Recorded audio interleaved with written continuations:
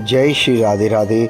मैं नरेंद्र वर्मा आपका भक्ति सिटी चैनल में एक बार से फिर स्वागत करता हूं। दोस्तों, अब हमारे चैनल का नाम चेंज हो गया, भक्ति स्टोरी व्लॉग से भक्ति सिटी चैनल हो गया है। दोस्तों, आपको बहुत बहुत बधाई हो। आज श्री राधे रानी के बारे में बताऊंगा। जब भी प्रेम की बात होती है तो श्री कृष्ण राधा के प्रेम की मिसाल सबसे पहले दी जाती है। राधा श्री कृष्ण के प्रेम की जीवन आत्मा परमात्मा का मिलन कहा जाता है। श्री राधा कृष्ण का बचपन का ही प्यार था।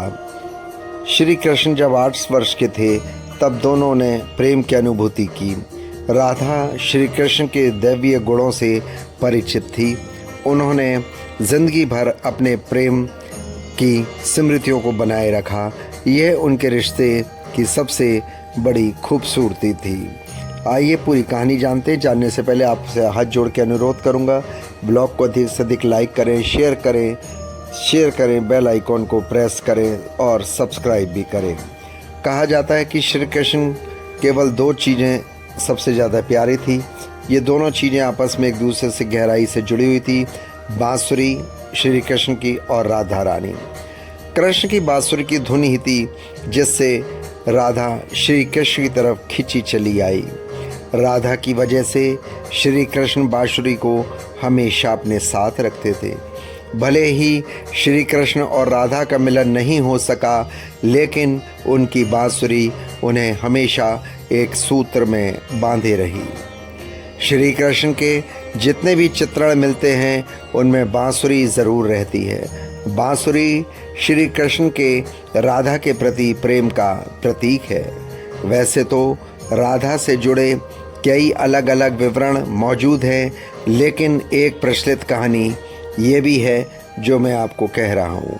भगवान श्री कृष्ण से राधा पहली बार तब अलग हुई जब मामा कंस ने बलराम और कृष्ण को आमंत्रित किया था। वृंदावन के लोग यह खबर सुनकर बहुत दुखी हुए कि कंस ने दोनों भाइयों को बुलाया है। मथुरा जाने से पहले श्री कृष्ण राधा से मिले थे। राधा कृष्ण के मन में चल रही गतिविधि को जानती थी। राधा को अलविदा कहे श्री कृष्ण उनसे दूर चले गए। कृष्ण राधा से वादा करके गए थे वो वापस आएंगे, लेकिन कृष्ण राधा के पास वापस नहीं आए। उनकी शादी भी रुक्मणी से हुई। रुक्मणी ने भी श्री कृष्ण को पाने के लिए बहुत जत्न किए थे। श्री कृष्ण से विवाह के लिए वह अपने भाई के खिलाफ चली गई।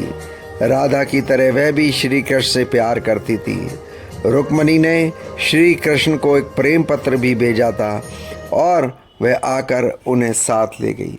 इसके बाद श्री रुक्मणी के पास वह भगवान गए और उन्होंने श्री कृष्ण ने रुक्मणी से विवाह कर लिया। कृष्ण के वृंदावन छोड़ने के बाद से ही राधा का वर्णन बहुत कम हो गया। राधा और कृष्ण जब आखिरी बार मिले थे तो राधा ने कृष्ण से कहा था कि भले ही वो उनसे दूर जा रहे हैं, लेकिन मन से कृष्ण हमेशा उनके साथ ही रहेंगे। इसके बाद कृष्ण मथुरा गए।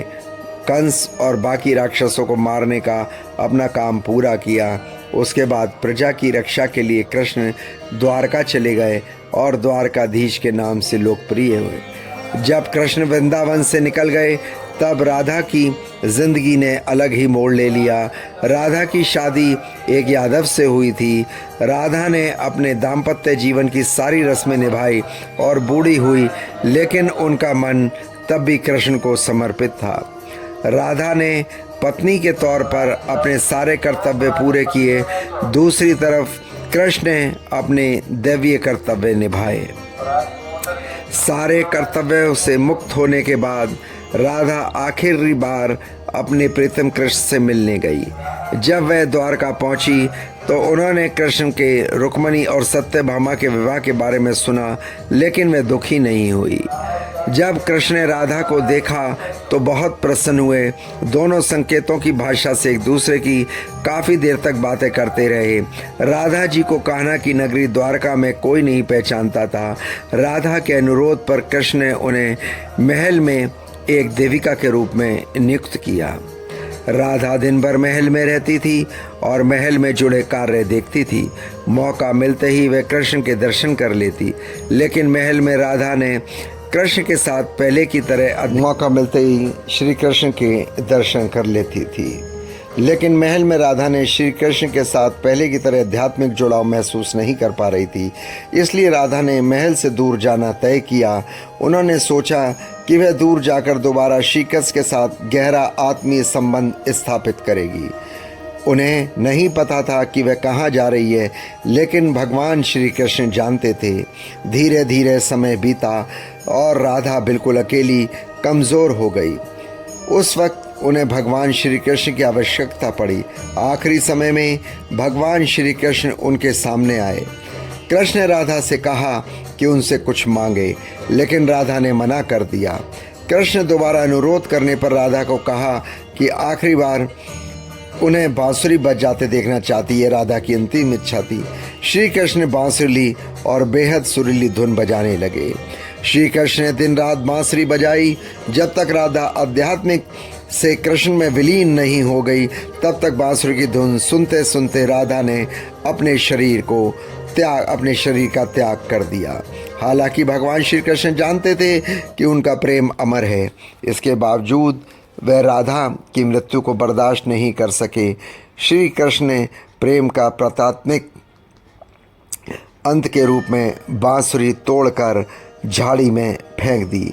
उसके बाद से श्री कृष्ण ने जीवन भर बांसुरी या अन्य कोई वादक यंत्र नहीं बजाया।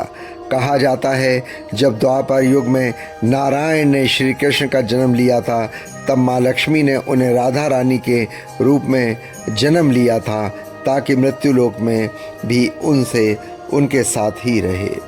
तो दोस्तों, ये राधा श्री कृष्ण के मिलन की कहानी थी। ये राधा श्री कृष्ण और बांसुरी की कहानी थी जो मैंने आपको बताई। आपसे आशा करता हूँ ब्लॉग को अधिक से अधिक लाइक करें, प्यार दें, सब्सक्राइब करें, शेयर करें, बेल आइकॉन को प्रेस करें, कमेंट्स बॉक्स में श्री राधा रानी लिखकर पुण्य के भागी बने। जैसा कि हमारे चैनल का नाम भक्ति स्टोरी ब्लॉग से भक्ति सिटी चैनल हो गया, इसको खूब प्यार दें दोस्तों और अपना प्यार बनाए रखें। राधा राधा नाम का जप करते रहें। श्री कृष्ण ने देख लो राधा के शरीर में विलीन होने के बाद जीवन में बांसुरी नहीं बजाई और अपनी बांसुरी तोड़ दी।